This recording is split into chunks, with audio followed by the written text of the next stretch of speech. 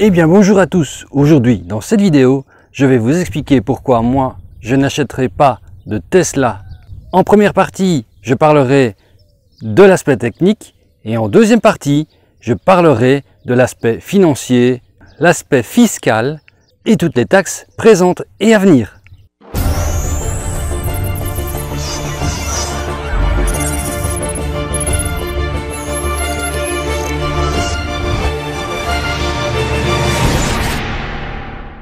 En effet, dans cette vidéo, parlons des Tesla et des voitures électriques en général. Pourquoi en acheter maintenant et pourquoi devons-nous changer?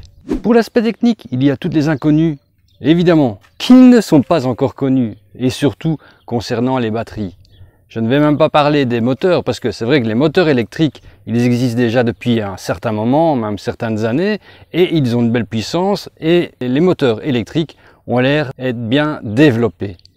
Mais les batteries, leur poids, l'extraction des minéraux et des métaux nécessaires à leur conception, on pourrait polémiquer sur leur façon de faire en Afrique avec les petits enfants qui vont chercher le lithium, etc.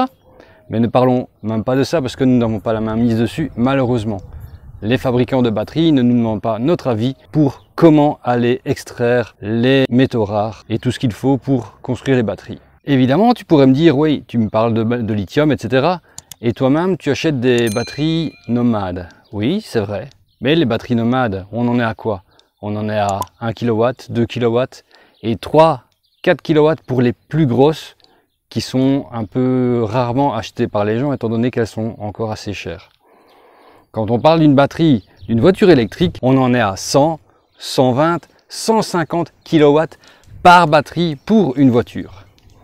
Et alors, pour une batterie nomade, ne dit-on pas que pour optimiser la charge et surtout optimiser la durée de vie de la batterie, il ne faut pas la décharger à moins de 20% et à plus de 80% si on parle en lithium bien sûr.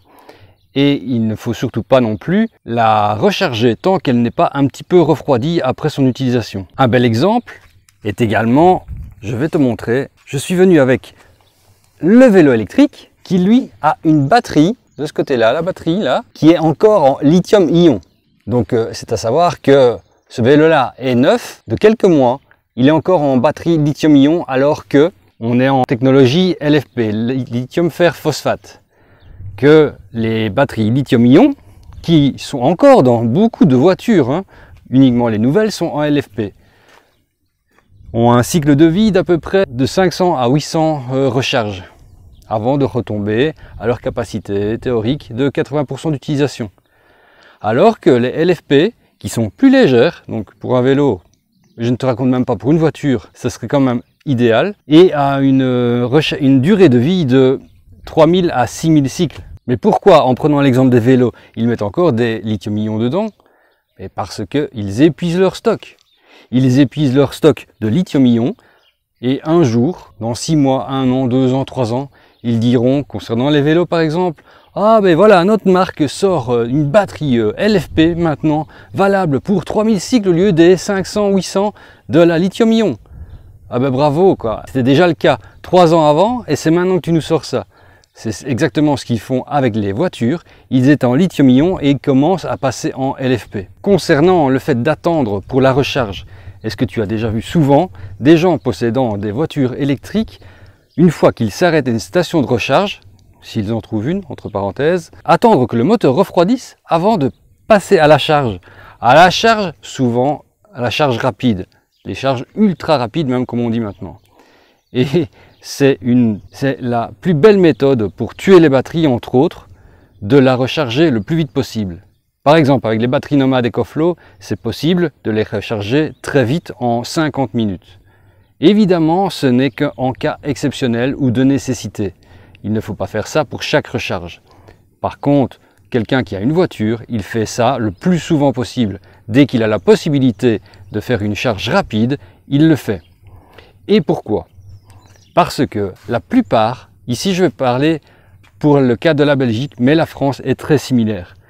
La plupart des gens qui ont une voiture électrique, je dirais plus ou moins 95% des gens qui ont une voiture électrique sont des voitures de société, des véhicules de société, donc qui ne leur appartiennent pas. Ils donnent un prix fixe pour la voiture tous les mois, 200, 300, 400 euros, et ils peuvent bénéficier de la voiture.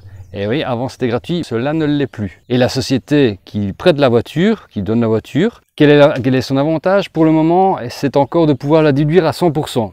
Mais c'est bientôt terminé. Avec les années, cela diminue progressivement et cela va toucher 90%, 80% pour ensuite finir dans quelques années. Ces gens-là, comme ils ont les voitures de société, cela ne leur appartient pas, donc ils ne font pas attention à la batterie.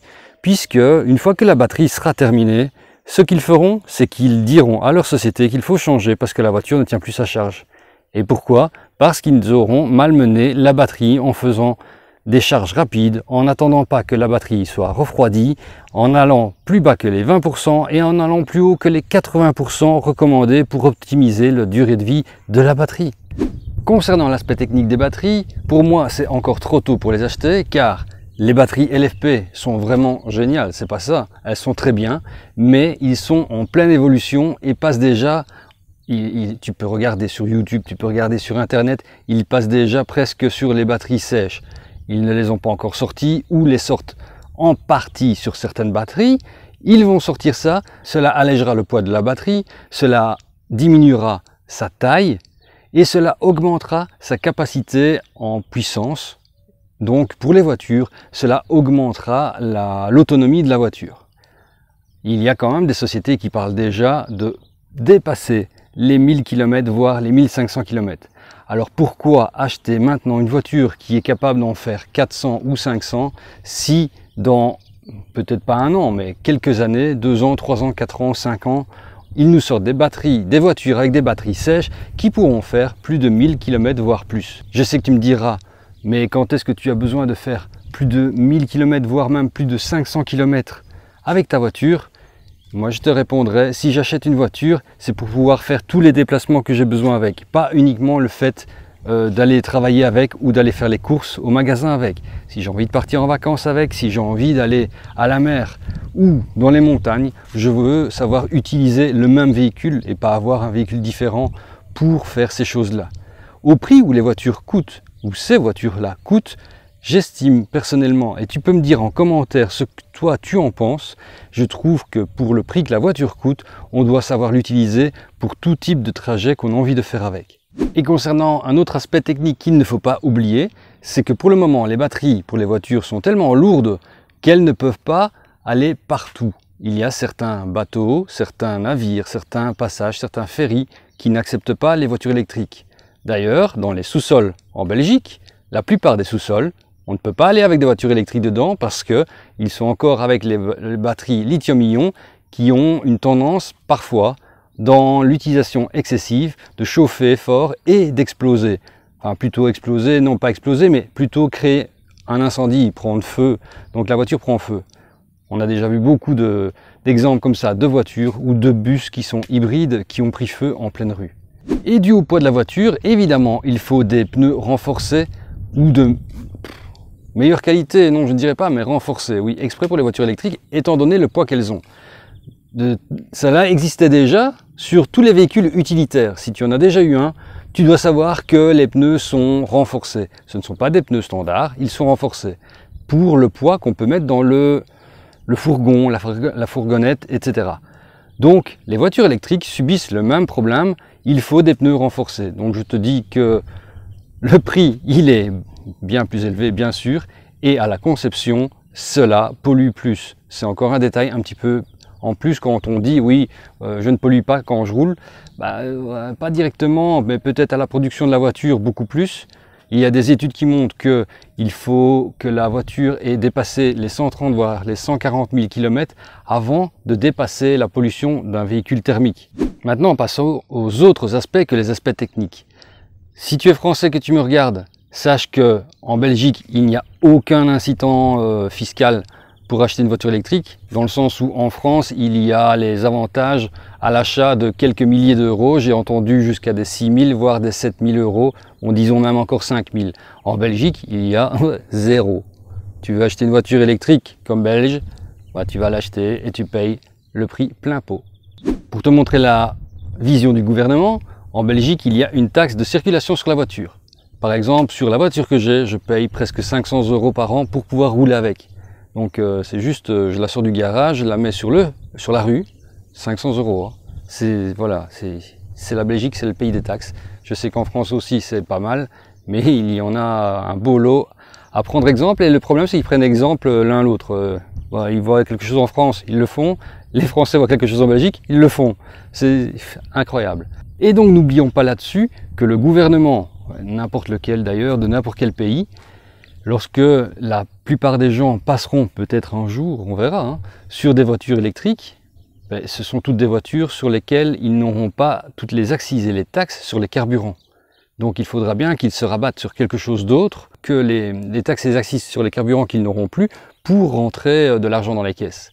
Ici en Belgique, déjà maintenant, lorsque tu veux installer une borne de recharge, tu dois la déclarer. Tu dois déclarer lorsque tu installes une borne de recharge pour ta voiture. Donc ils savent déjà qui a des bornes de recharge.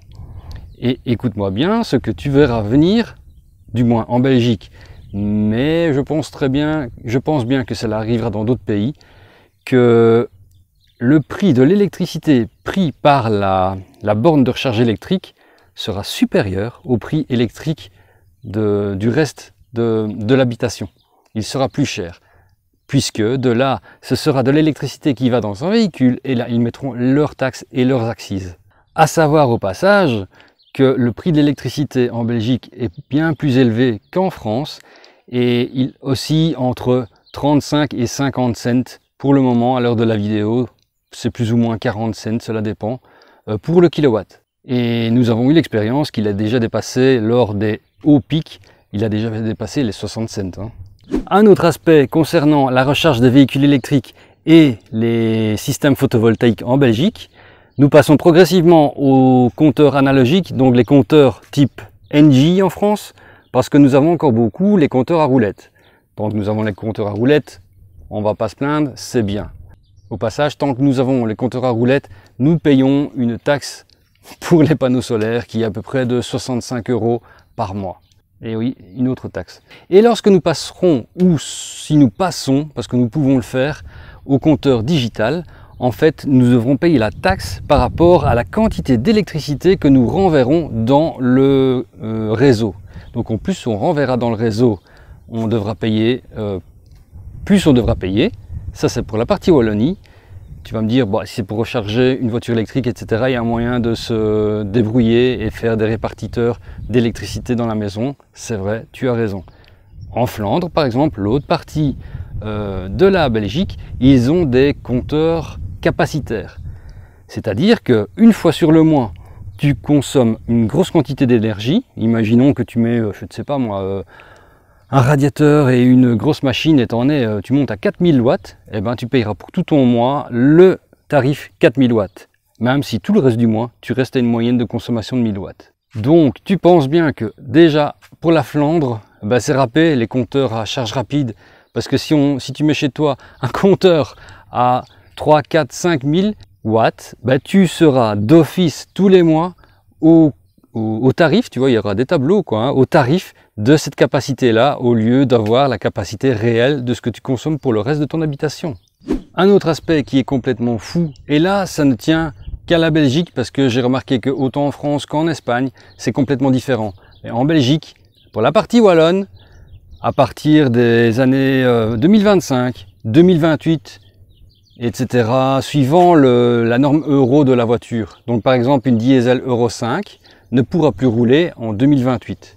Mais quand je dis ne plus rouler, c'est plus rouler sur toute la Wallonie. Hein.